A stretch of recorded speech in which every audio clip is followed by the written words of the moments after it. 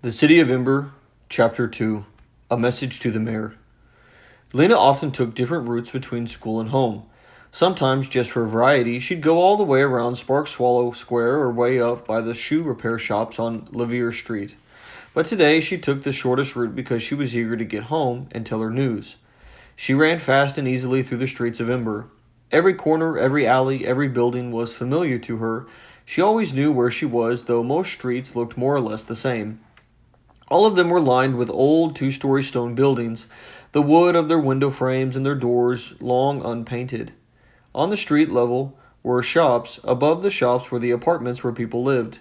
Every building at the place where the wall met the roof was equipped with a row of floodlights, big cone-shaped lamps that cast a strong yellow glare.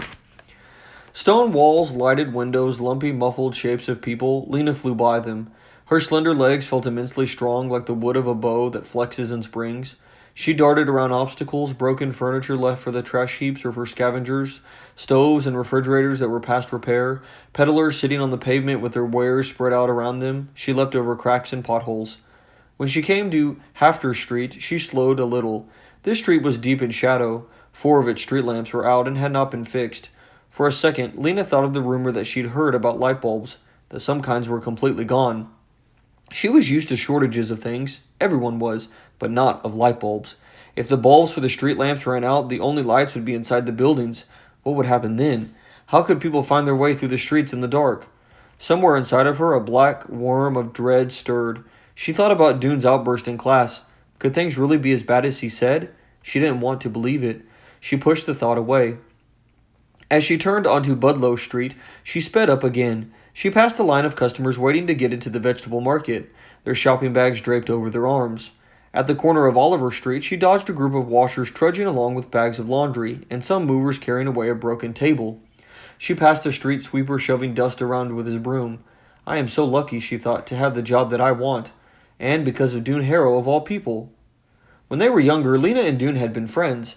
Together they had explored the back alleys and dimly lit edges of the city, but in their 4th year of school, they had begun to grow apart.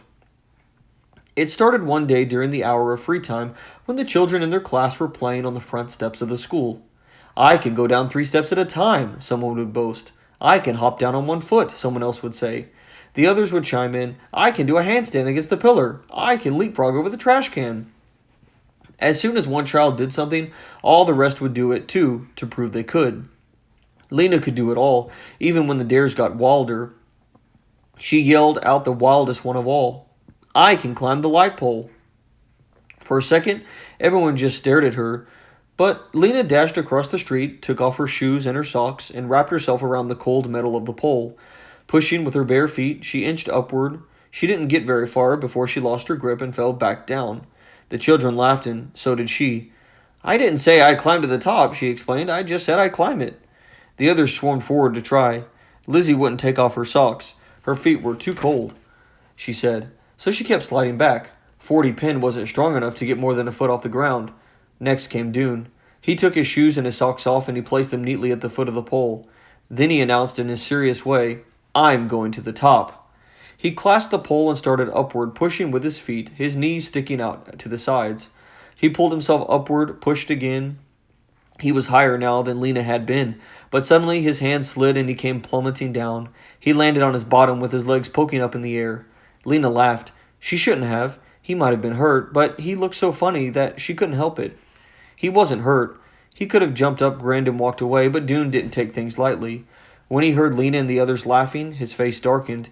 His temper rose in him like hot water. Don't you dare laugh at me, he said to Lena. I did better than you did. That was a stupid idea anyway. A stupid idea to climb that pole. And, as he was shouting, red in the face, their teacher, Mrs. Polster, came out onto the steps and saw him. She took him by the shirt collar to the school director's office, where he got a scolding he didn't think he deserved. After that day, Lena and Dune barely looked at each other when they passed in the hallway. At first it was because they were fuming about what had happened. Dune didn't like to be laughed at. Lena didn't like to be shouted at. After a while, the memory of the light pole incident faded, but by then they had got out of the habit of friendship. By the time they were 12, they knew each other only as classmates. Lena was friends with Vindy Chance, Orly Gordon, and most of all, red-haired Lizzie Biscoe, who could run almost as fast as Lena and could talk 3 times faster. Now, as Lena sped toward home, she felt immensely grateful to Dune and hoped that he'd come to no harm in the pipeworks. Maybe they'd be friends again. She'd like to ask him about the pipeworks. She was curious about it. When she got to Greystone Street, she passed Clary Lane, who was probably on her way to the greenhouses. Clary waved to her and called out, "What job?" And Lena called back, "Messenger," and ran on. Lena lived in Quilliam Square, over the yarn shop run by her grandmother. When she got to the shop, she burst in the door and cried, "Granny, I'm a messenger!" Granny's shop had once been a tidy place, where each ball of yarn and spool of thread had its spot in the cubby holes that lined the walls. All the yarn and the thread came from old clothes that had gotten too shabby to be worn. Granny unraveled sweaters and picked apart dresses and jackets and pants, and she wound the yarn into balls and the thread onto spools, and people bought them to use in making new clothes. These days the shop was a mess. Long loops and strands of yarn dangled out of the cubby holes, and the browns and the grays and the purples were mixed in with the orchids and the olive greens and the dark blues. Granny's customers often had to spend half an hour unsnarling the rust red yarn from the brown mud, or from the mud brown, or trying to fish out the end of a thread from a tangled wad. Granny wasn't much help. Most days she just dozed behind the counter in her rocking chair. That's where she was when Lena burst in with her news. Lena saw that Granny had forgotten to knot up her hair that morning. It was standing out from her head in a wild white frizz. Granny stood up, looking puzzled. "You aren't a messenger, dear. You're a scroll girl." "But, Granny, today was assignment day, and I got my job. I'm a messenger." Granny's eyes lit up, and she slapped her hand down on the counter. "I remember," she cried. "Messenger, that's a grand job. You'll be good at it." Lena's little sister toddled out from behind the counter on unsteady legs. She had a round face and round brown eyes. At the top of her head was a sprig of brown hair tied up with a scrap of red yarn. She grabbed onto Lena's knees. "Weena! Weena!" she said. Lena bent over and took the child's hand. "Poppy, your big sister got a good job. Are you happy, Poppy? Are you proud of me?" Poppy said something that sounded like, "Hoppy, hoppy, hoppy, hoppy." Lena laughed, hoisted her up, and danced with her around the shop. Lena loved her little sister so much that it was like an ache under her ribs. The baby and Granny were all of her family that she had now. 2 years ago, when the coughing sickness was raging through the city again, her father had died. Some months later, her mother giving birth to Poppy had died too. Lena missed her parents with an ache that was as strong as what she felt for Poppy, only it was a hollow feeling instead of a full one. "When do you start?" asked Granny. "Tomorrow," said Lena. "I report to the messenger station at 8 o'clock. "You'll be a famous messenger," said Granny. "Fast and famous." Taking Poppy with her, Lena went out of the shop and climbed the stairs to their apartment. It was a small apartment, only 4 rooms, but there was enough stuff in it to fill 20. There were things that had belonged to Lena's parents, her grandparents, and even their grandparents. Old, broken, cracked, threadbare things that had been patched and repaired hundreds or dozens or even thousands of times. People in Ember rarely threw anything away. They made the best possible use of what they had. In Lena's apartment, layers of worn rugs and carpets covered the floor, making it soft but uneven underfoot. Against one wall squatted a sagging couch with round wooden balls for legs, and on the couch were blankets and pillows, so many that you had to toss them on the floor before you could sit down. Against the opposite wall stood 2 wobbly tables that held a clutter of plates and bottles, cups and bowls, unmatching forks and spoons, little piles of scrap paper, bits of string wound up in untidy wads, and a few stubby pencils. There were 4 lamps, 2 tall ones that stood on the floor and 2 short ones that stood on tables, and in uneven lines up near the ceiling were hooks that held coats and shawls and nightgowns and sweaters, shelves that held pots and pans, jars with unreadable labels, and boxes of buttons and pins and tacks. Where there were no shelves, the walls had been decorated with things of beauty. A label from a can of peaches, a few dried yellow squash flowers, a strip of faded but still pretty purple cloth. There were drawings, too. Lena had done the drawings out of her imagination. They showed a city that looked somewhat like Ember, except with its buildings were lighter and taller and had more windows. One of the drawings had fallen to the floor, and Lena retrieved it and pinned it back up. She stood for a minute and looked at the pictures. Over and over she'd drawn the same city. Sometimes she drew it as seen from afar. Sometimes she drew one of its buildings and drew it in good detail. She put in stairways and street lamps and carts. Sometimes she tried to draw the people who lived in the city, though she wasn't good at drawing people. Their heads always came out too small, and their hands looked like spiders. One picture showed a scene in which the people of the city greeted her when she arrived, the first person they had ever seen to come from elsewhere. They argued with each other about who should be the first to invite her home. Lena could see this city so clearly in her mind that she almost believed it was real. She knew it couldn't be, though. The book of the city of Ember, which all children studied in school, taught otherwise. The city of Ember was made for us long ago by the builders, the book said. It is the only light in the dark world. Beyond Ember, the darkness goes on forever in all directions. Lena had been to the outer border of Ember. She had stood at the edge of the trash heaps and gazed into the darkness beyond the city, the unknown regions. No one had ever gone far into the unknown regions, or at least no one had gone far and returned. And no one had ever arrived in Ember from the unknown regions either. As far as anyone knew, the darkness did go on forever. Still, Lena wanted the other city to exist. In her imagination, it was so beautiful and it seemed so real. Sometimes she longed to go there and take everyone in Ember with her. But she wasn't thinking about the other city now. Today she was happy to be right where she was. She set Poppy on the couch. "Wait there," she said. She went into the kitchen where there was an electric stove and a refrigerator that no longer worked and was used to store glasses and dishes so Poppy couldn't get at them. Above the refrigerator were shelves holding more pots and jars, more spoons and knives, a wind-up clock that Granny always forgot to wind, and a long row of cans. Lena tried to keep the cans in alphabetical order so she could find what she wanted quickly, but Granny always messed them up. Now she saw there were beans at the end of the row and tomatoes at the beginning. She picked out a can labeled baby drink and a jar of boiled carrots, opened them, poured the liquid into a cup and the carrots into a little dish, and she took these back to the baby on the couch. Poppy dribbled baby drink down her chin. She ate some of the carrots and poked others between the couch cushions. For the moment, Lena felt almost perfectly happy. There was no need to think about the fate of the city right now. Tomorrow she'd be a messenger. She wiped the orange goop off of Poppy's chin. "Don't worry," she said. "Everything will be all right." The messenger's headquarters was on Clothing Street, not far from the back of the gathering hall. When Lena arrived the next morning, she was greeted by Messenger Captain Alice Fury, a bony woman with pale eyes and hair the color of dust. "Our new girl," said Captain Fleury to the other messengers, a cluster of 9 people who smiled and nodded at Lena. "I have your jacket right here," said the captain. She handed Lena a red jacket like the one all the messengers wore. It was only a little too large. From the clock tower of the gathering hall came a deep, reverberating bong. "8 o'clock!" cried Captain Fleury. She waved a long arm. "Take your stations." As the clock sounded 7 more times, the messengers scattered in all directions. The captain turned to Lena. "Your station," she said, "is Garn Square." Lena nodded and started off, but the captain caught her by the collar. "I haven't told you the rules," she said. She held up a knobby finger. 1. When a customer gives you a message, repeat it back to make sure that you have it right. 2. Always wear your red jacket so people can identify you. 3. Go as fast as possible. Your customers pay 20 cents for every message, no matter how far you have to take it. Lena nodded. "I always go fast," she said. "Number 4, the captain went on. Deliver a message only to the person it's meant for, no one else. Lena nodded again. She bounced a little on her toes, eager to get going. Captain Fleury smiled. "Go," she said, and Lena was off. She felt strong and speedy and sure-footed. She glanced at her reflection as she ran past the window of a furniture repair shop. She liked the look of her long dark hair flying out behind her, her long legs in her black socks and her flapping red jacket. Her face, which had never seemed especially remarkable, looked almost beautiful because she looked so happy. As soon as she came into Garn Square, a voice cried, "Messenger!" Her first customer. It was old Natty Prine calling to her from the bench where he always sat. "This goes to Ravenette Parsons, 18 Silverton Square," he said. "Bend down."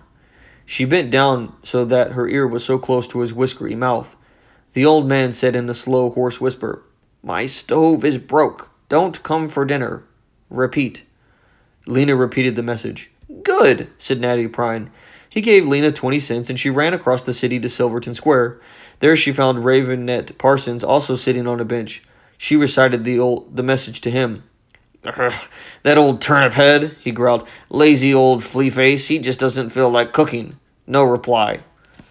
Lena ran back to Garn Square, passing a group of believers on the way. They were standing in a circle, holding hands, singing one of their cheerful songs. It seemed to Lena that there were more believers than ever these days. What they believed in, she didn't really know, but it must make them happy. They were always smiling. Her next customer turned out to be Mrs. Polster, the teacher of the 4th-year class. In Mrs. Polster's class, they memorized passages from the book of the city of Ember every week. Mrs. Polster had charts on the walls for everything, with everyone's name listed. If you did something right, she made a green dot by your name. If you did something wrong, she made a red dot. "What you need to learn, children," she always said in her resonant, precise voice, "is the difference between right and wrong in every area of life. And once you learn the difference, and here she would stop and point to the class, and the class would finish the sentence, you must always choose the right. In every situation, Mrs. Polster knew what the right choice was. Now here was Mrs. Polster again looming over Lena and pronouncing her message. To Amistad Lanford, 39 Hume Street, as follows, she said. My confidence in you has been seriously diminished since I heard about the disreputable activities in which you engaged on Thursday last. Please repeat. It took Lena 3 times to get this right. Red dot for me? She said. Mrs. Polster didn't seem to find that amusing. Lena had 19 customers that first morning. Some of them had ordinary messages like, I can't come on Tuesday. Buy a pound of potatoes on your way home. Please come and fix my front door. Others had messages that made no sense at all to her, like Mrs. Polster's, but it didn't matter. The wonderful part about being a messenger was not the messages, but the places that she got to go. She could go into the houses of people that she didn't know, and hidden alleyways and little rooms in the back of stores. In just a few hours, she discovered all kinds of strange and interesting things. For instance, Mrs. Sample the mender had to sleep on her couch because her entire bedroom, almost up to the ceiling, was crammed with clothes to be mended. Dr. Felinia Tower had the skeleton of a person hanging against her living room wall, its bones all held in place with black strings. I study it, she said, when she saw Lena staring. I have to know how people are put together. At a house on Collo Street, Lena delivered a message to a worried-looking man whose living room was completely dark. I'm saving on light bulbs, the man said. And when Lena took a message to the Can Cafe, she learned that on certain days, the back room was used as a meeting place for people who liked to converse about great subjects. Do you think an invisible being is watching over us all the time? She heard someone ask. Perhaps, answered someone else. There was a long silence. And then again, perhaps not. All of it was interesting. She loved finding things out, and she loved running, and even by the end of the day she wasn't tired. Running made her feel strong and big-hearted. It made her love the places that she ran through and the people whose messages she delivered. She wished that she could bring all of them the good news they so desperately wanted to hear. Late in the afternoon, a young man came up to her, walking with a sort of sideways lurch. He was an odd-looking person. He had a very long neck with a bump in the middle and teeth so big that they looked as if they were trying to escape his mouth. His black, bushy hair stuck out from his head in untidy tufts. I have a message for the mayor at the gathering hall, he said. He paused to let the importance of this be understood. The mayor, he said. Did you get that? I got it, said Lena. All right, listen carefully. Tell him, delivery at 8, from Looper. Repeat it back. Delivery at 8, from Looper, Lena repeated. It was an easy message. All right, no answer required. He handed her 20 cents and she sprinted away. The gathering hall occupied one entire side of the Harkin Square, which was the city's central plaza. The square was paved with stone. It had a few benches, blotted to the ground here and there, as well as a couple of kiosks for notices. Wide steps led up to the gathering hall, and the fat columns framed its big door. The mayor's office was in the gathering hall. So were the offices of the clerks, who kept track of which buildings had broken windows, which street lamps needed repair, and the number of people in the city. There was the office of the timekeeper, who was in charge of the town clock, and there were offices for the guards who enforced the laws of Ember. Now and then putting pickpockets or people who got into fights into the prison room, a small one-story structure with a sloping roof that jutted out from one side of the building. Lena ran up the steps and through the door into the broad hallway. On the left was a desk, and at the desk sat a guard. Barton Snowd, assistant guard, set a badge on his chest. He was a big man, with wide shoulders, brawny arms, and a thick neck, but his head looked as if it didn't belong to his body. It was small and round and topped with a fuzz of extremely short hair. His lower jaw jutted out and moved a little from side to side as if he were chewing on something. When he saw Lena, his jaw stopped moving for a moment, and his lips curled upward into a very small smile. Good day, he said. What business brings you here today? I have a message for the mayor. Very good, very good, Barton Snowd heaved himself to his feet. Step this way. He led Lena down the corridor and opened a door marked reception room. Please wait here, he said. The mayor is in his basement office on private business, but he will be up shortly. Lena went inside. I'll notify the mayor, said Barton Snowd. Please have a seat. The mayor will be right with you, or pretty soon. He left, closing the door behind him. A second later, the door opened again, and the guard's small, fuzzy head reappeared. What is the message? He asked. I have to give it to the mayor in person, said Lena. Of course, said the guard. The door closed again. He doesn't seem very sure about things, Lena thought. Maybe he's new at his job. The reception room was shabby, but Lena could tell that it had once been very impressive. The walls were dark red with brownish patches where the paint was peeling away. In the right-hand wall was a closed door. An ugly brown carpet lay on the floor, and on it stood a large armchair covered in itchy-looking red material, and several smaller chairs. A small table held a teapot and some cups, and a larger table in the middle of the room displayed a copy of the Book of the City of Ember, lying open as if someone were going to read from it. Portraits of all the mayors of the city since the beginning of time hung on the walls, staring solemnly from behind pieces of old window glass. Lena sat in the big armchair and waited. No one came. She got up and wandered around the room. She bent over the Book of the City of Ember and read a few sentences. The citizens of Ember may not have luxuries, but the foresight of the builders who filled the storerooms at the beginning of time have ensured that they will always have enough, and enough is all that a person of wisdom needs. She flipped a couple of pages. The gathering hall clock, she read, measures the hours of night and day. It must never be allowed to run down. Without it, how would we know when to go to work and when to go to school? How would the light director know when to turn the lights on and when to turn them off again? If the job of the timekeeper to wind the clock every week and to place the date sign in Harkin Square every day, the timekeeper must perform these duties faithfully. Lena knew that not all timekeepers were as faithful as they should be. She heard of one some years ago who had forgot to change the date sign so that it might say Wednesday, week 38, year 227 for several days in a row. There had even been some timekeepers who forgot to wind the clock so that it might stand at noon or at midnight for hours at a time, causing a very long day or a very long night. The result was that no one really knew anymore what day of the week it actually was or exactly how many years it had been since the building of the city. They called this the year 241, but it might have been 245 or 239 or even 250. As long as the clock's deep booms rang out every hour and the lights went on and off more or less regularly, it didn't seem to matter. Lena left the book and examined the pictures of the mayors. The seventh mayor, Pod Morthwart, was her she didn't really know how many greats, grandfather. He looked quite dreary, Lena thought. His cheeks were long and hollow, his mouth turned down at the corners, and there was a lost look in his eyes. The picture that she liked best was of the fourth mayor, Jane Larkett, who had a sincere smile and the fuzzy black hair. Still, no one came. She heard no sounds from the hallway. Maybe they'd forgotten her. Lena went over to the closed door in the right-hand wall. She pulled it open, and she saw stairs going up. Maybe while she waited, she'd just see where they went. She started upward. At the top of the first flight was a closed door. Carefully, she opened it. She saw another hallway and more closed doors. She shut the door and kept going. Her footsteps sounded loud on the wood, and she was afraid that someone would hear her and come and scold her. No doubt she was not supposed to be here.